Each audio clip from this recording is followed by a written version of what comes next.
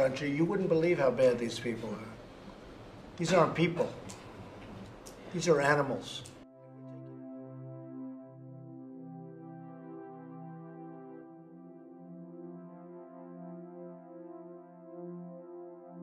They do call each other names way too much for my liking, especially the younger students. There's a lot of tension, I would say, where kids, they think like it's just joking around, but it does have effects on other students in the classroom. It does have an impact on students being willing to share their ideas or not willing to share their ideas based on certain personalities in the classroom.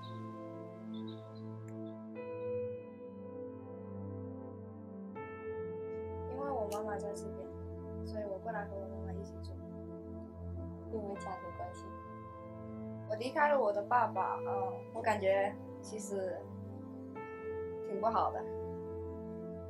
So at first I left my country because my dad lives here, but my mom and my older brother and my cousins and my uncles and all my family that I really know, like I really get involved with them, I don't have them anymore here, so I was really sad.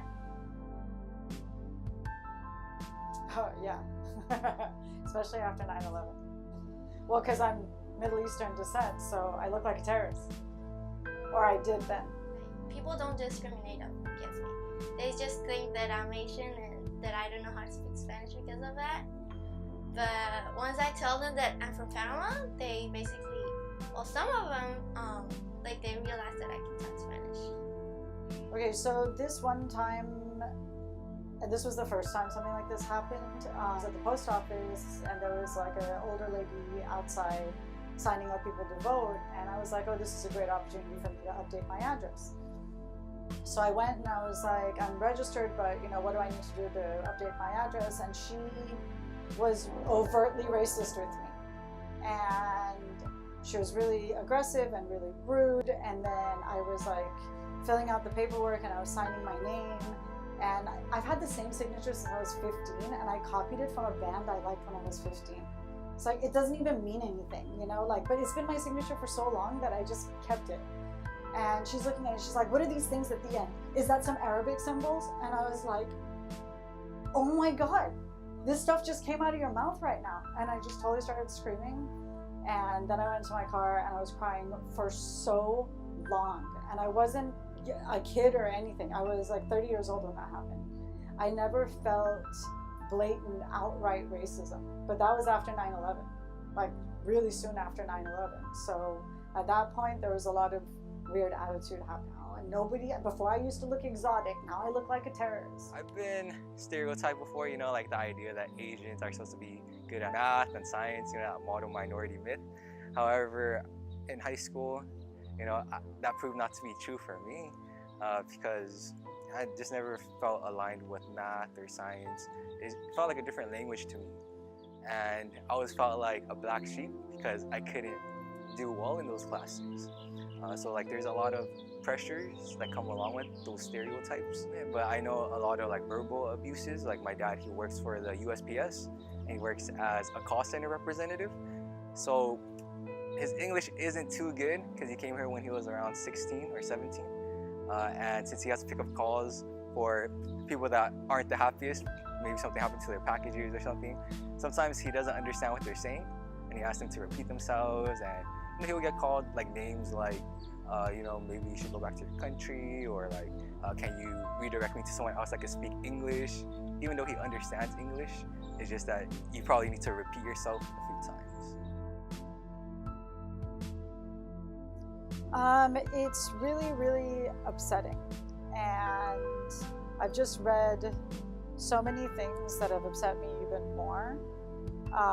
There's been so many, my dad was just in the hospital for a very long time, and most of the people that were looking after him were immigrants, and they were taking really, really good care of him. And he was talking about it every day because he feels very strongly about it. He was talking about it every day, saying, these are the people that Trump wants to get rid of. These are the people that are keeping me alive. These are the people that are doing the work to better themselves, to take advantage of the opportunities out here, and this is who he's trying to get rid of. I feel like the media and especially our president portrays immigrants one way, as mostly like dangerous, racist, drug dealers, and just dangerous in general. And he really puts a false narrative on their background and history, coming from parents that were immigrants from the Vietnam War. I know firsthand that they're just hardworking people that want to make it in life as well, trying to achieve this American dream. And of course, there's going to be a few that might cause trouble, but not everybody does. And with Trump having his platform, he really has a lot of influence over what a lot of people think and say, and he just is misrepresenting immigrants in general, which is unfortunate. I feel like sometimes they just generalize a lot and they just make people look like really bad when they're not. It's simple racism and xenophobia. I find it very frightening and disturbing. We're a country of immigrants. We all, if you go back far enough, we all immigrated here. And, all the different immigrant groups have brought, wonderful things to this country and continue to today. And it just seems like it's pure and simple racism. So I find it very sad and disturbing. This country is becoming better because of the immigrants. I'm immigrant, so I know how hard the immigrants work toward achieving the middle class value. So I think sometimes we underappreciate how people from other countries make so much contributions to this country. And I do believe this is a country of immigrants.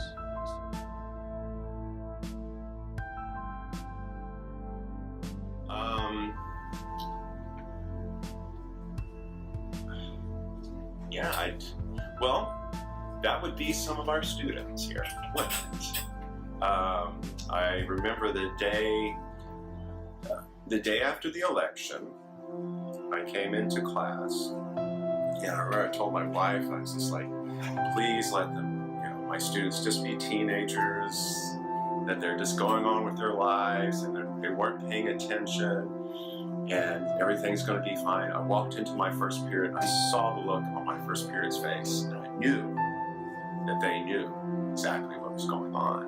And the whole mood changed, and I could feel their fear. I mean, every student sitting in my classroom, either they know somebody in their immediate family, or themselves was in danger of being deported. And, I'm supposed to get them to learn physics now.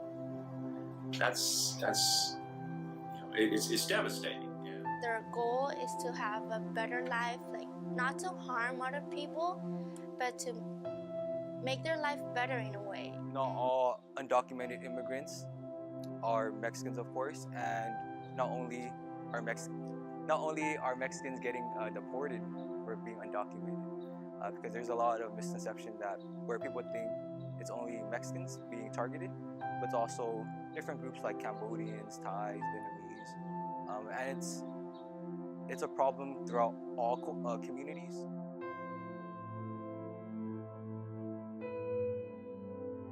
A lot of people have, and it's kind of sad that with stereotypes, we actually do it with each other. Discrimination is something that has been like a real struggle in here, and people think that it's okay, like they can discriminate and they won't be any consequences, and that's why they just do it and generalize most of the time.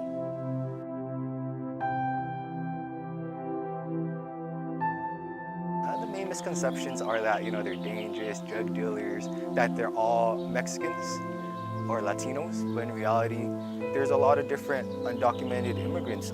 People come from like China, Asia, in general, Europe, Africa, but a lot of what media focuses on is Latinos, which puts like a target on their back. This country too, it's part of the fascist playbook. Find somebody who's different, blame them for everything, get everybody afraid of them, tell them that you're going to protect them from them, and it, like I said, it's fascism 101. On immigration, on foreign affairs, will be made to benefit American workers and American families. We must protect our borders from the ravages of other countries, making our products, stealing our companies, and destroying our jobs. I think if people get to know each other more and have time to talk and time to open up, I think all this kind of prejudice is probably will disappear. It's just that we don't know other people, so we kind of make assumptions and we stereotype them based on our ignorance. So that's something that we need to overcome. Again, this is a land of immigrants, and I do believe we should encourage immigrants to come to this country, to have a new opportunity and to make this country better, instead of trying to shut down immigrants from coming here, because when we do that, we are actually hurting ourselves. We've been always benefited by the immigrants coming to this country. And I do believe I make contributions to this country, even though I'm an immigrant, and my parents made contributions.